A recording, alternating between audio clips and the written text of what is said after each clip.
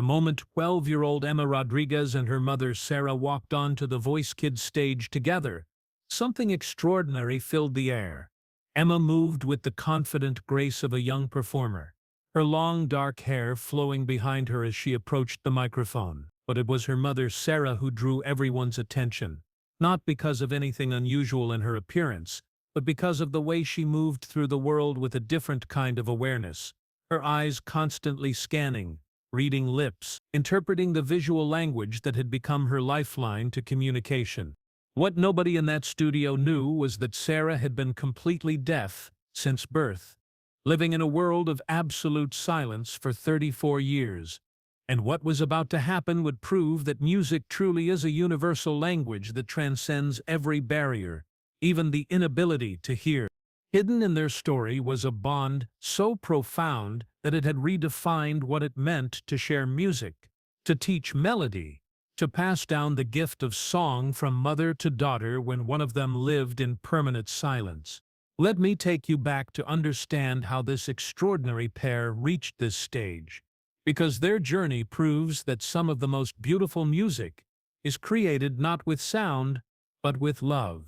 Sarah Rodriguez had been born profoundly deaf to hearing parents who knew nothing about deaf culture, sign language, or how to raise a child who would never hear their voices. The early years had been challenging, filled with doctor's appointments, hearing aid trials that proved useless, and the gradual acceptance that Sarah would navigate life through sight, touch, and an intuition that seemed to compensate for what her ears couldn't provide. But Sarah had always been drawn to music in ways that puzzled everyone around her. She couldn't hear the melodies, but she could feel the vibrations through floors and furniture. She would place her hands on speakers and radios, absorbing the rhythmic pulses that traveled through her body. Most remarkably, she could read the emotions on musicians' faces, could interpret the passion in their movements, could somehow understand the stories being told even though she couldn't hear the words. When Sarah became pregnant at 22, her greatest fear wasn't childbirth or parenthood. It was the possibility that her child might inherit her deafness, not because being deaf was a tragedy, but because she worried about her ability to connect with a hearing child, to share in their auditory world, to understand their needs in ways that sound-dependent communication required. Emma was born with perfect hearing, and from her first cry, Sarah knew her daughter would inhabit a world of sound that remained forever mysterious to her. But what Sarah discovered was that love creates its own language, one that transcends any physical limitation. As Emma grew, something beautiful happened.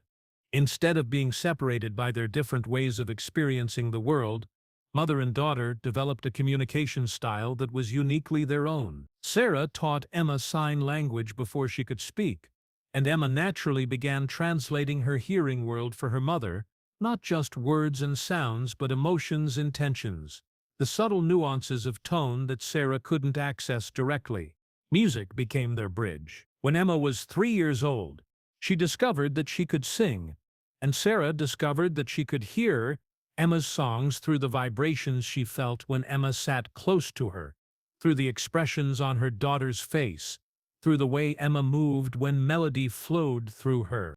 Sarah began learning about music theory through visual methods, studying written notation, understanding rhythm through mathematical patterns, comprehending harmony through charts and diagrams. She couldn't hear Emma's voice, but she could guide her daughter's musical education in ways that hearing parents often overlooked, teaching her to feel the music physically, to understand its emotional core, to connect with songs not just auditorily but spiritually.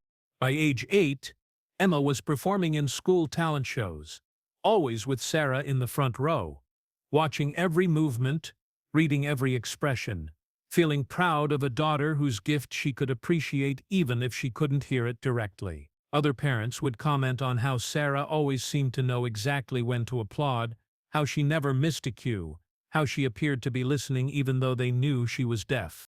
What they didn't understand was that Sarah was listening, with her eyes, with her heart, with an intuition developed over years of loving someone whose world was filled with sounds she would never experience. The idea to audition for The Voice Kids came from Emma herself.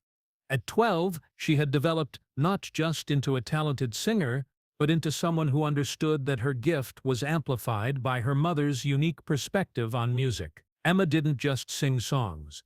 She performed them in ways that made them visually beautiful. Incorporating the expressive elements that Sarah had taught her were just as important as vocal technique. "Mom," Emma had said one evening, after watching The Voice Kids on television, "I want to audition, but only if you'll come with me. My singing is only half the story. You're the other half." Sarah had been hesitant. She'd spent years helping Emma develop her talent while staying carefully in the background, not wanting her deafness to overshadow her daughter's abilities. But Emma was insistent. "Mom, you taught me that music isn't just about what people hear. It's about what they feel. I want to show everyone how you taught me to make music that people can see and feel, not just hear." The audition process had been complicated by their unique situation. The Voice Kids had never had a contestant whose parent was deaf, had never considered how to accommodate someone who couldn't hear the musical arrangements or respond to audio cues. But when they saw Emma's audition video, a stunning performance where Emma sang while Sarah signed the emotional content of the song in a flowing dance-like interpretation, they knew they had to find a way to make it work. Standing on the Voice stage now, Emma felt confident in the way that only comes from having practiced with your best friend and biggest supporter. Sarah stood slightly behind and to the side of Emma, positioned where she could see her daughter's face, and provide the visual support that had become natural to both of them over years of performing together. Blake Shelton, Kelly Clarkson, John Legend, and Niall Horan sat in their red chairs, their backs turned, unaware that they were about to witness a redefinition of what musical performance could look like. They were expecting a talented 12-year-old with supportive family members, not a mother-daughter team who had created their own language of musical expression. "Whenever you're ready," Blake called out encouragingly, his voice carrying that familiar warmth that had made him America's favorite coach. Emma stepped up to the microphone, but before she began singing, she turned to face her mother and began signing rapidly. Sarah signed back, their hands moving in a conversation that was both practical and deeply emotional. "Before I sing," Emma said, turning back to the microphone, "I need to tell you about my mom." The coaches remained in their chairs, but something in Emma's tone suggested this wasn't a typical introduction. "My mom has been deaf since she was born," Emma continued, her voice clear and confident. "She can't hear my voice, but she taught me everything I know about music. She taught me that songs aren't just about sound. They're about feeling, about story, about connecting with people's hearts." Emma's voice began to waver with emotion. "My mom can't hear me sing, but she sees my music in ways that hearing people sometimes miss. She taught me that every song has colors and shapes and movements that are just as important as the notes." Sarah, watching her daughter's lips and reading the emotions on her face, began to tear up as she understood what Emma was sharing with the world. Emma's voice broke as she continued, "People sometimes feel sorry for my mom because she can't hear, but I feel sorry for people who can't see music the way she taught me to see it." The studio fell into moved silence as everyone processed what they were hearing, not just Emma's words, but the profound love and respect between mother and daughter that transcended any disability. Blake Shelton felt something he'd never experienced in all his years of coaching. This wasn't just a talented child with a supportive parent. This was a partnership that had redefined how music could be shared, experienced, and taught. Emma began to sing "Count on Me" by Bruno Mars, and something magical happened. As her voice filled the studio with clear, emotionally rich tones, Sarah began to sing along, using sign language. But this wasn't simple translation. It was interpretation, dance, visual poetry that brought the lyrics to life in ways that hearing audiences had never experienced. Sarah's hands moved in flowing gestures that painted pictures in the air, her facial expressions conveying emotions that complemented Emma's vocal delivery, her body language adding layers of meaning to the song that went far beyond what words alone could communicate. "You can count on me like 1, 2, 3, I'll be there," As Emma sang, mother and daughter maintained eye contact, communicating through glances and micro-expressions in ways that showed their deep connection. Sarah wasn't just supporting Emma's performance, she was participating in it, adding visual elements that made the song more beautiful, more complete, more emotionally resonant. The coaches sat transfixed, understanding that they were witnessing something unprecedented. This wasn't just a young girl singing. This was a collaboration between hearing and deaf worlds, a demonstration that music could be experienced through senses beyond sound. When Emma reached the chorus, Sarah's signing became more animated, more dance-like, creating a visual representation of the melody that was somehow perfectly synchronized with Emma's vocal delivery, despite Sarah's inability to hear the music. But this is the moment no one in the studio and no one watching at home ever saw coming. As Emma sang the bridge of the song, she began to sign along with her mother, creating a duet that was both audible and visual. Mother and daughter moved in perfect harmony, Emma's voice providing the sound, while their hands together created a visual symphony that told the story of their relationship, their love, their unique way of sharing music. Blake Shelton was out of his chair before Emma had finished the song. Not running this time, but walking with the respectful pace of someone approaching something sacred. The other coaches followed, all four of them drawn to witness this extraordinary collaboration up close. When Emma finished singing, the silence in the studio lasted longer than usual, not from confusion or judgment, but from awe. Everyone present understood they had witnessed something that redefined the boundaries of musical performance. All four coaches hit their buttons simultaneously, their chairs spinning to face a mother and daughter who had just demonstrated that music truly has no limits. Blake approached Emma and Sarah and did something unprecedented. He learned how to sign "thank you" in American Sign Language, his large hands moving carefully as he addressed Sarah directly.